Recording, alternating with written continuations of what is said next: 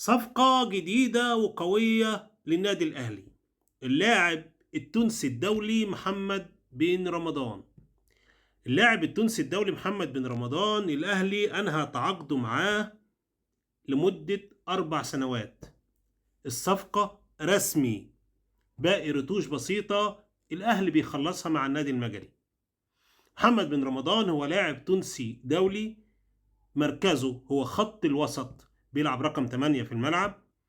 الأهلي بيحاول ان هو يتعاقد مع اللاعب عشان يلحق يلعب معاه في كأس العالم للأندية.